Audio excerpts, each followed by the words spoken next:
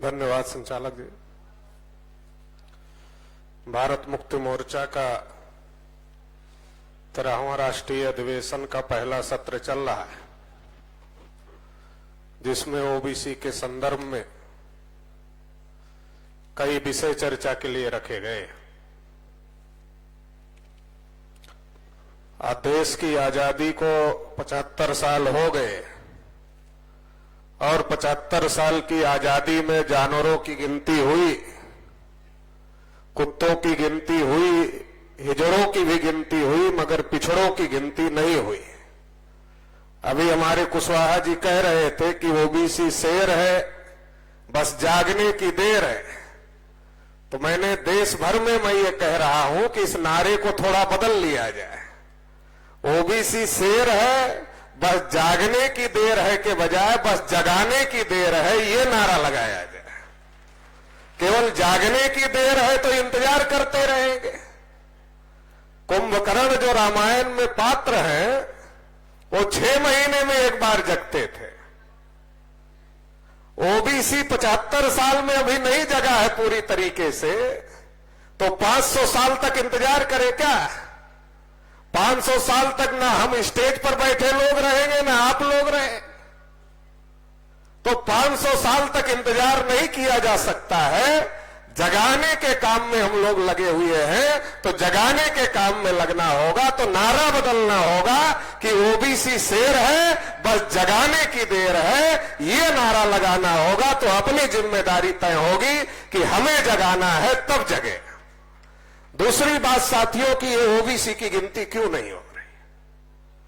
लंबा इतिहास है, कांग्रेस की सरकार गई, बीजेपी की सरकार गई, ओबीसी की गिनती नहीं हो रही। मैं एक दिन सोच रहा था कि आखिर पंडित जवाहरलाल नेहरू की और हमारी क्या दुश्मनी थी। जब अंग्रेज दुश्मन थे इस देश के, वो गिनती करते थे, तो आखिर नेहरू की हमसे कौन सी दुश्मनी थी जो हमारी गिनती को रोक दिया? ये मैं सोच रहा था तो सोचते सोचते मुझे समझ में आया कि देश का पहला प्रधानमंत्री जब नेहरू को बनना था, तो बहुमत नेहरू जी के पास में नहीं था। नेहरू जी के पास बहुमत नहीं था, क्योंकि कांग्रेस महासमिति में जो चुनाव हुआ, उसमें सरदार पटेल को बहुमत मिला, सरदार पटेल को समर्थन मिला। लेकिन गांधी जी ने जबरदस्ती से पंडित जवाहरलाल नेहरू को देश का पहला प्रधानमंत्री बनाने का काम किया। तो नेहरू जी को यह बात समझ में आ गई कि कांग्रेस, चटर्जी, मुखर्जी, बनर्जी, गोखले, तिलक, हमारे पुरखे पूर्वजों ने कांग्रेस बनाई, मगर इसके बावजूद भी कांग्रेस हमारे पूर्वजों ने बनाई, इसके बावजूद कांग्रेस के अंदर हमारा समर्थन नहीं है, सरदार वल्लभ भाई पटेल का समर्थन है। अगर ये जाति आधारित जनगणना होती रही तो हर 10 साल में आंकड़े आएंगे।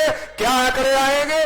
ब्राह्मण 3.5%, ओबीसी 52%, ब्राह्मण 3.5%, ओबीसी 52%। एक बार में ओबीसी के दिमाग की बत्ती नहीं जलती, 2 बार में ओबीसी के दिमाग की बत्ती नहीं जलती, तीसरे बार में तो ओबीसी के दिमाग की बत्ती जल जाती कि जब हम 52% हैं, ये 3.5% है, तो 52 वाला 3.5 के पीछे क्यों रहेगा? 52 वाला 3.5 को प्रधानमंत्री क्यों बनाएगा? अगर ये दिमाग की बत्ती जल जाती तो फिर देश में ब्राह्मण कभी प्रधानमंत्री नहीं बन पाते। ये बात पंडित नेहरू को समझ में आती थी, इसलिए गिनती रोकने का काम किया। क्योंकि 1931 के बाद 41 में आधी अधूरी जनगणना हुई, और 41 के बाद 51 में जनगणना होने वाली थी, और 51 के बाद पहला आम चुनाव था। अगर ये जाति आधारित जनगणना के आंकड़े आते तो इसका बहुत बड़ा असर 52 के चुनाव पर होता। इसलिए जानबूझकर षड्यंत्र करके पंडित जवाहरलाल नेहरू ने गिनती रोकी। केवल गिनती ही नहीं रोका, मैं ये भी सोच रहा था कि आखिर ओबीसी का आरक्षण क्यों रोकते हैं लोग? ओबीसी के आरक्षण के खिलाफ इतना क्यों रहते हैं, क्योंकि एससी एसटी को पहले से आरक्षण मिला था। अगर ओबीसी को भी उसी समय आरक्षण मिल जाता तो ओबीसी भी आरक्षित वर्ग में आ जाता, और अगर ओबीसी भी आरक्षित वर्ग में आ जाता तो एससी एसटी ओबीसी की एकता कायम हो जाती, ओबीसी एससी एसटी की एकता बन जाती। और अगर ओबीसी एससी एसटी की एकता बन जाती तो माइनॉरिटी अलग नहीं रहता, माइनॉरिटी भी इसमें शामिल हो जाता और देश में बहुजनों की सरकार हमेशा के लिए बन जाती। ये दिमाग लगाकर रोका गया। ये केवल अधिकार वंचित करने का मामला नहीं है, बल्कि अल्पसंख्य ब्राह्मणों का भारत की सत्ता पर मजबूती से पकड़ बनाकर रखने का मामला है। इसलिए जितने भी प्रधानमंत्री बने आजादी के 75 साल में, ओबीसी का नरेंद्र मोदी को छोड़ दिया जाए तो कोई 5 साल के लिए प्रधानमंत्री नहीं बना। शेड्यूल कास्ट का कोई व्यक्ति प्रधानमंत्री नहीं बना, शेड्यूल ट्राइब का कोई व्यक्ति प्रधानमंत्री नहीं बना। माइनॉरिटी में सबसे बड़ी माइनॉरिटी मुसलमानों की है, कोई मुसलमान प्रधानमंत्री नहीं बना। अरे जिनकी आबादी देश में 85 से 90% है उनका प्रधानमंत्री ही नहीं बनता, और जिनकी आबादी देश में 3.5% है वो प्रधानमंत्री बनते भी है और प्रधानमंत्री बनाने का भी काम करते हैं। अब इसमें लिखा गया है कि नरेंद्र मोदी जी ओबीसी है। एक ओबीसी होकर के भी जाति जनगणना नहीं कर रहे हैं तो बेचारे नरेंद्र मोदी जी कैसे कर लेते? कोई अपने दम पर बन गए हैं, इसलिए तो मैं नरेंद्र मोदी जी को बेचारा नरेंद्र मोदी कहता हूं। बेचारा नरेंद्र मोदी इसलिए कहता हूं कि पंडित जी लोगों ने बनाया, आरएसएस के ब्राह्मणों ने बनाया, नरेंद्र मोदी खुद नहीं बने, नरेंद्र मोदी को बनाया गया, और जिसने बनाया ताकत उसके पास में है, नरेंद्र मोदी के पास में ताकत नहीं है। इसलिए मंत्री जाते हैं आरएसएस के मोहन भागवत को मिलने के लिए। महाराष्ट्र के मुख्यमंत्री भी कुछ दिन पहले गए थे, शिंदे साहब। महाराष्ट्र में मराठा बहुत मजबूत समाज है ऐसा माना जाता है, लेकिन उनको भी ब्राह्मण के पास जाना पड़ रहा है, मुख्यमंत्री को जाना पड़ रहा है। तो एक्चुअल पावर इन लोगों के हाथ में नहीं है, एक्चुअल सत्ता इन लोगों के हाथ में नहीं है, एक्चुअल सत्ता ब्राह्मणों के पास में है। और इसलिए नरेंद्र मोदी की हिम्मत नहीं है कि ओबीसी के हित में कोई काम कर दे, और इसलिए नरेंद्र मोदी ओबीसी की गिनती को नहीं कर सकते। हम लोग जब छोटे छोटे थे तो गांव में कठपुतली की नाच होती थी। कठपुतली की नाच जब होती थी तो कठपुतली दिखाई देती थी नाचते हुए, मगर जो नचाने वाला होता था वो दिखाई नहीं देता था। जैसे कठपुतली नाचते हुए दिखाई देती थी मगर नचाने वाला दिखाई नहीं देता था, वैसे ही नरेंद्र मोदी दिखाई देते हैं मगर नचाने वाला दिखाई नहीं दे रहा है। तो इस बात को हमको समझना होगा। दूसरा जो महत्वपूर्ण मुद्दा इसमें रखा गया है कि अगर ओबीसी हिंदू है और ब्राह्मण भी हिंदू है तो फिर ब्राह्मण ओबीसी की गिनती का विरोध क्यों कर रहे हैं? अरे जिन ब्राह्मणों ने इस देश में जाति व्यवस्था बनाई, वर्ण व्यवस्था बनाई, छुआछूत बनाया, ऊंच नीच बनाया, किसी को अछूत बनाया, किसी को शूद्र बनाया, किसी को जंगलों में रहने के लिए मजबूर किया, उन ब्राह्मणों ने ओबीसी जो आज की तारीख में है उन्हें शूद्र घोषित किया था, और जिनको शूद्र घोषित किया था उनको ही आज हिंदू कह रहे हैं। जिन लोगों ने शूद्र कहा था वही हिंदू कह रहे हैं। जब शूद्र कहा था तो मतलब क्या था, मकसद क्या था शूद्र कहने का? शूद्र कहने का मकसद यह था कि ओबीसी को अधिकार वंचित किया जाए, पढ़ने लिखने के अधिकार से, धन संपत्ति रखने के अधिकार से, बोलने सुनने के अधिकार से, कुर्सी पर बैठने के अधिकार से, और इनके कान में अगर ज्ञान का शब्द पड़े तो शीशा पिघलाकर डाल दिया जाए, आंख से देख ले तो सूजा डाल दिया जाए, उच्चारण करे तो जीभ काट लिया जाए। जो ऐसे ऐसे कानून बनाए थे वही लोग आज हिंदू कह रहे हैं। जब वो शूद्र कह रहे थे हमको, तब उनका मकसद था हमें अधिकार वंचित रखना।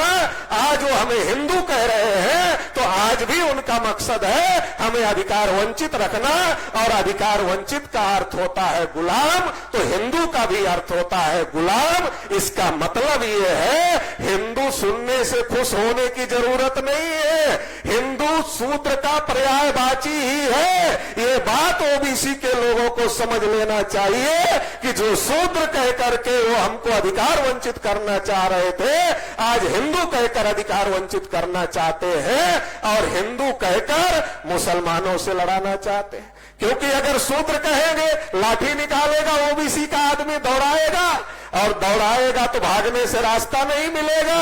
इसलिए अब शूद्र नहीं कहते, आपको अच्छा लगे इसलिए हिंदू कहते हैं। और जब इलेक्शन आता है तो हमारे गली मोहल्ले में आते हैं और क्या कहते हैं, तुम भी हिंदू हम भी हिंदू, गर्व से कहो हम हिंदू हैं। एक एक मुसलमान 14-14 बच्चे पैदा कर रहे हैं। देश पर मुसलमानों का कब्जा हो जाएगा, सारे हिंदू इकट्ठा हो जाओ। अब ओबीसी का आदमी फूल के एकदम से, अरे सारे हिंदू इकट्ठा हो जाओ नहीं तो मुसलमानों का कब्जा हो जाएगा। अरे कब हो जाएगा? 100 साल मुसलमान बच्चे पैदा करेंगे, 200 साल पैदा करेंगे, 300 साल पैदा करेंगे। जब 200, 300, 400 साल वो बच्चे पैदा करेंगे, जब उनकी संख्या बढ़ जाएगी, तब देश पर मुसलमानों का कब्जा होगा। तो इतना समझ में आ गया कि 200, 300, 400 साल बाद जब मुसलमान ज्यादा बच्चे पैदा कर लेंगे, तब देश पर मुसलमानों का कब्जा हो जाएगा। ये बात समझ में आ गई। क्या समझ में आ गया? मुसलमान की संख्या बढ़ जाएगी तो उनका कब्जा हो जाएगा।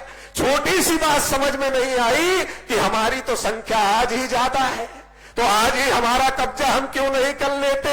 आज अगर ओबीसी, एससी, एसटी, माइनॉरिटी के लोग इकट्ठा हो जाए तो ये 90% है, तो ये 90% लोग तो आज कब्जा कर सकते हैं। और जो हमें अधिकार वंचित कर रहे हैं, हम खुद ही शासक बनके अपना हक अधिकार ले सकते हैं, अपने साथ तो न्याय कर ही सकते हैं। और जिन्होंने हमारे साथ अन्याय किया उनको भी 3.5% देकर उनके साथ भी न्याय कर सकते हैं। ये अगर हमको समझ में आ जाए तो ये हमको कर लेना चाहिए। अभी अयोध्या में राम मंदिर बन रहा है। जब मंडल कमीशन का मामला आया तब बाबरी मस्जिद गिराने के नाम पर ओबीसी का समर्थन ले लिया गया और मंडल कमीशन के मुद्दे को हवा में उड़ा दिया गया। 52% ओबीसी को केवल 27% आरक्षण दिया गया और 27% में क्रिमिनल लगा दिया गया। और इसका नतीजा यह हो गया कि आज तक ओबीसी को ओबीसी का हक अधिकार नहीं मिला। जब ओबीसी की लड़ाई मजबूत होती है, जब जब ओबीसी की लड़ाई मजबूत होती है, जब जब इस देश में बहुजनों की ताकत बनती है। बामसेठ की पहली फसल जब कटने के लिए तैयार थी 90-92 में, तब बाबरी मस्जिद राम जन्मभूमि का मुद्दा खड़ा किया गया था। आज जब दूसरी फसल तैयार है तो मंदिर बना करके उसका हल्ला मचाया जा रहा है। समझने की जरूरत है। तब ओबीसी के मंडल कमीशन की लड़ाई चल रही थी, ओबीसी के साथ धोखा हुआ। आज जाति आधारित जनगणना और ईवीएम की लड़ाई देश में चल रही है। इस लड़ाई को धार्मिक ध्रुवीकरण करके दबाने की कोशिश की जा रही है। इसको समझने की जरूरत है कि हमारे मुद्दे जब खड़े होते हैं, हमारी लड़ाई जब मजबूत होती है, तब हमारे मुद्दे को डाइवर्ट करने के लिए धार्मिक इशू खड़ा किया जाता है। 3 समय हम हिंदू होते हैं। अगर मुसलमान से लड़ना है तो हम बढ़िया वाले हिंदू हैं, चंदा देना है तो बढ़िया वाले हिंदू हैं, वोट देना है तो बढ़िया वाले हिंदू हैं। अगर हम अपने हक अधिकार की बात करें तब हम हिंदू नहीं होते हैं, तब तो हम शूद्र हो जाते हैं, अछूत हो जाते हैं, आदिवासी हो जाते हैं, तब हम हिंदू नहीं होते हैं। ये जो साजिश देश में चल रही है, इस साजिश को भी अब पिछड़े वर्ग के लोगों को समझने की जरूरत है। और जिस राम मंदिर का ढिढोरा पीटा जा रहा है, अगर वाल्मीकि रामायण पढ़ो तो वाल्मीकि रामायण में एक पात्र है शंभू। शंभू वध एक चैप्टर है, आप पढ़ो शंभू कौन थे। वाल्मीकि रामायण की भाषा में शंभू शूद्र थे और आज की संवैधानिक भाषा में जिनको ब्राह्मणों ने शूद्र बनाया वही ओबीसी वर्ग के लोग हैं। इसका मतलब शंभू कोई और नहीं थे, वो ओबीसी थे। एक ओबीसी की हत्या करने वाले का मंदिर बनने पर सबसे ज्यादा ओबीसी के लोगों को मोबिलाइज करने का काम आरएसएस बीजेपी के लोग कर रहे हैं, ओबीसी के लोगों को गुमराह करने का काम कर रहे हैं। तो ओबीसी को यह बात भी समझने और समझाने की जरूरत है। दूसरी महत्वपूर्ण बात यह है कि वहां जहां अयोध्या है उसका प्राचीन नाम साकेत है। और साकेत क्या है? साकेत बौद्धों की नगरी है और तथागत बुद्ध ने वहां 16 वर्षावास किए। वो बुद्धिस्टों की ऐतिहासिक धरती है, बुद्धिस्टों की भूमि है। और ये कोई काल्पनिक बात नहीं है। जब लॉकडाउन में चोरी से मंदिर निर्माण के लिए खुदाई हो रही थी तो वहां से जो अवशेष निकले वो अवशेष किसके निकले? अवशेष बौद्धों को निकले। इस देश में जो सम्राट अशोक की विरासत है, जो तथागत बुद्ध की विरासत है, जो राजा प्रसेनजित की विरासत है, है वो हम तमाम मूल निवासियों की गौरवशाली विरासत है। तो एक तरफ तो क्या कर रहे हैं, मंदिर का मुद्दा उठाकर हमारे हक अधिकार खत्म कर रहे हैं, दूसरी तरफ क्या कर रहे हैं कि जो हमारे बौद्धों की गौरवशाली विरासत है उस गौरवशाली विरासत पर ब्राह्मणों का कब्जा करवाने का काम भी इसके साथ ही साथ में हो रहा है। इसलिए ये भी एक बड़ा षड्यंत्र है। इस षड्यंत्र को भी ओबीसी के लोगों को समझने की जरूरत है। यही लोग जब विदेश में जाते हैं कहते हैं हम तथागत बुद्ध के देश से आए हैं, कहते हैं हम सम्राट अशोक के देश से आए हैं, और यही लोग जब भारत में रहते हैं तो तथागत बुद्ध, सम्राट अशोक, राजा प्रसेनजीत की गौरवशाली जो विरासत है उस विरासत को खत्म करने का काम, उसको दबाने का काम, उस पर ब्राह्मणों का कब्जा करवाने का काम करते हैं। तो ये जो साजिश देश में चल रही है इस साजिश को से भी निपटने का काम करना होगा, क्योंकि अब पानी सर के ऊपर जा रहा है। पानी सर के ऊपर जा रहा है, अभी सर तक नहीं रह गया, ऊपर जा रहा है। और इसलिए जब पानी सर के ऊपर जा रहा है तो अब चुप रहने से काम नहीं चलेगा। इस लड़ाई को आगे बढ़ाने का काम करना होगा, इस लड़ाई को लड़ने का काम करना होगा। वो बार बार हिंदू मुसलमान का विवाद खड़ा करते हैं और हर मस्जिद के नीचे मंदिर ढूंढते हैं। अरे हिंदू मुसलमान की लड़ाई में हमको लगता है कि नुकसान मुसलमान का हो रहा है, केवल मुसलमान का नुकसान नहीं हो रहा है। मुसलमान की तो मस्जिद जा रही है, हमारे तो सारे हक अधिकार जा रहे हैं। अगर हमारे लोग बाबरी मस्जिद गिराने में नहीं गए होते, अपने मंडल कमीशन की लड़ाई लड़ते, तो करोड़ों नौकरियां ओबीसी के लोगों को मिली होती, करोड़ों नौकरियां भी चली गई। और जो लोग मंदिर के लिए लड़े थे उनको मंदिर के ट्रस्ट में जगह भी नहीं किया।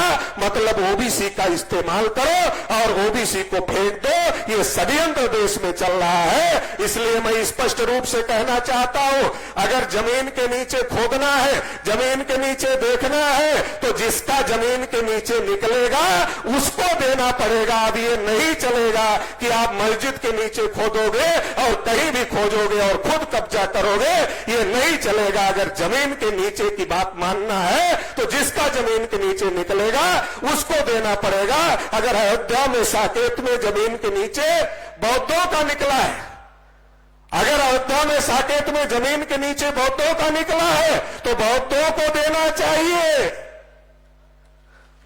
अगर जमीन के नीचे बौद्धों का है तो बौद्धों को देना चाहिए, लेकिन बौद्धों को देने की बात नहीं हो रही, ब्राह्मणों का कब्जा करवाया जा रहा है। इसी प्रकार से काशी मथुरा का मामला चल रहा है। इसी प्रकार से हम लोगों ने नोटिस दिया सोमनाथ मंदिर के लिए। तो ये जो सारा षड्यंत्र देश में चल रहा है, इस षड्यंत्र को ओबीसी के लोगों को ठीक से समझने की जरूरत है। इसलिए राष्ट्रीय पिछड़ा वर्ग मोर्चा के द्वारा, भारत मुक्ति मोर्चा के द्वारा हम लोग लगातार ये अभियान चला रहे हैं कि ओबीसी समाज को जागृत किया जाए। अब जहां तक राहुल गांधी का मामला है, तो अब राहुल गांधी का जो मामला है, राहुल गांधी बार बार झूठ बोलते हैं, बार बार झूठ बोलते हैं, बार बार झूठ बोलते हैं, बार बार कि हमने जाति आधारित जनगणना किया, हमारी सरकार ने जाति आधारित जनगणना किया, हमारी सरकार ने जाति आधारित जनगणना किया। कहां किया? सर्वे किया और कहा जाति जनगणना किया, जाति जनगणना नहीं किया, सर्वे किया। और झूठ बोलते हैं कि हमने जनगणना किया, सर्वे किया और उसकी रिपोर्ट भी पब्लिश नहीं किया। अगर सेंसस एक्ट 1948 एक्ट के तहत अगर जनगणना होती तो फिर क्या होता, उसकी रिपोर्ट पब्लिश होती, उस पर इंप्लीमेंट होता। लेकिन ऐसा कुछ भी नहीं हुआ, क्योंकि वो जनगणना नहीं थी, ओबीसी के साथ धोखेबाजी थी, केवल सर्वे करने का काम किया। और इतना ही नहीं, कई राज्यों में राहुल गांधी की स्टेट में सरकार थी, अभी कुछ में चली गई, कुछ में है। जैसे नीतीश कुमार ने बिहार में जनगणना करके आरक्षण देने का काम किया।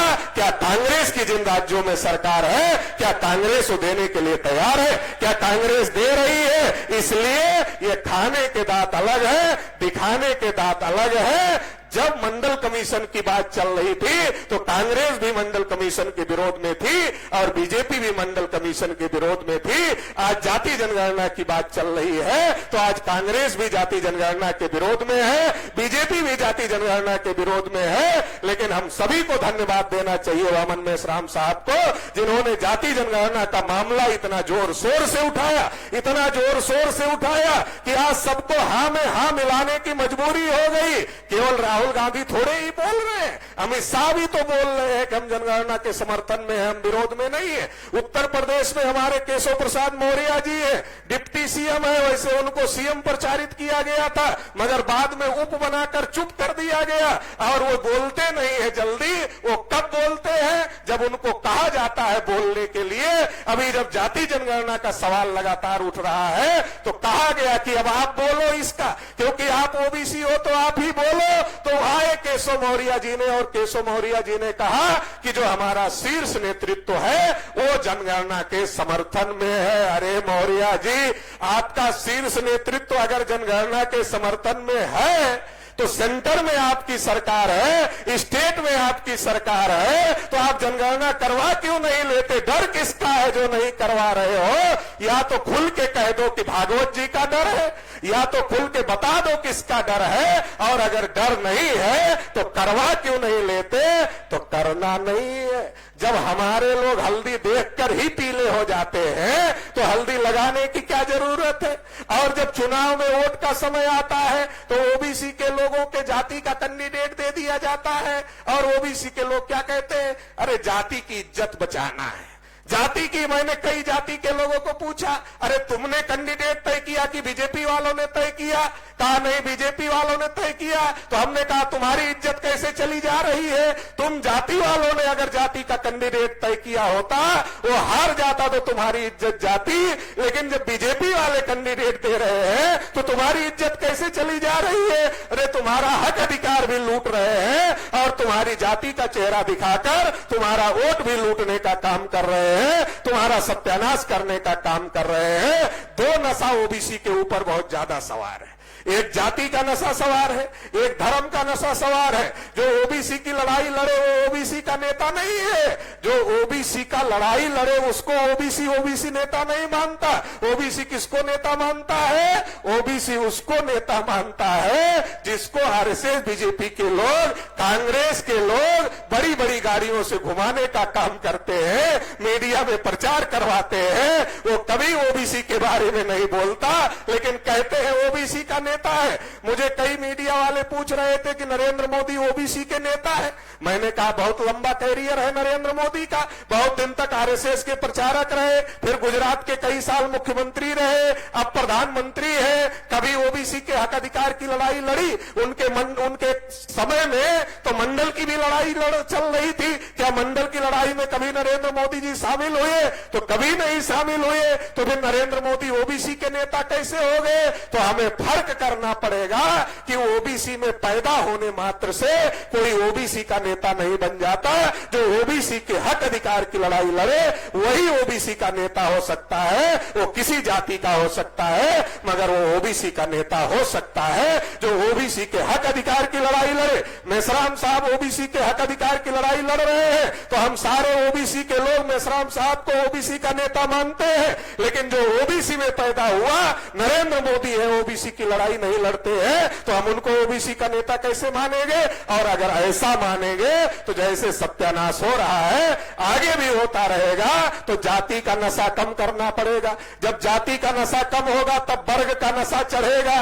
बाबा साहब अम्बेडकर ने जो 6000 से ज्यादा टुकड़े ब्राह्मणों ने बनाए थे हमारे बहुजन समाज के, उसको SC, ST, OBC, minority 4 platform पर लाकर खड़ा कर दिया।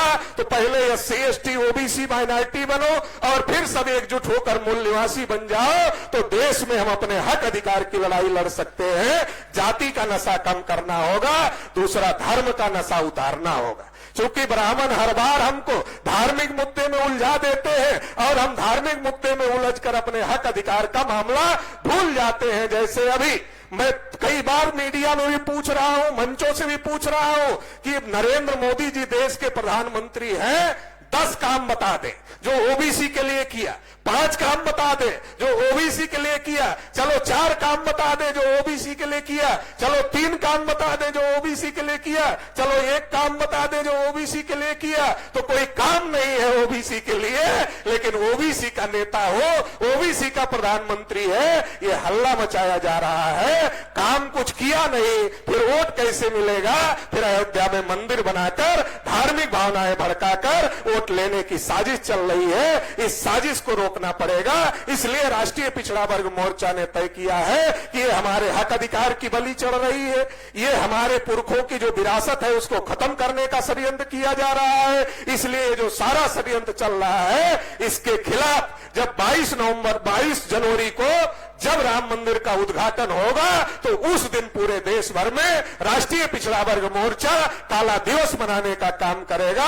हम लोग 22 जनवरी के दिन को काला दिवस घोषित करेंगे, क्योंकि इस हवन में जो हवन वो कर रहे हैं उसमें हमारे लोगों की बलि चढ़ाने का काम चल रहा है, हमारे हक अधिकारों की बलि चढ़ाने का काम चल रहा है और हमारी गौरवशाली विरासत को भी खत्म करने का काम चल रहा है। इसलिए 22 जनवरी को काला दिवस मनाया जाएगा। माननीय वामन मेश्राम साहब को हम अनुरोध करेंगे कि इस काला दिवस में आपका भी साथ सहयोग समर्थन हमको मिले। इसी आशा उम्मीद के साथ आप लोगों ने मुझे सुना, इसके लिए बहुत बहुत आभार, बहुत बहुत धन्यवाद। जय मूल्य।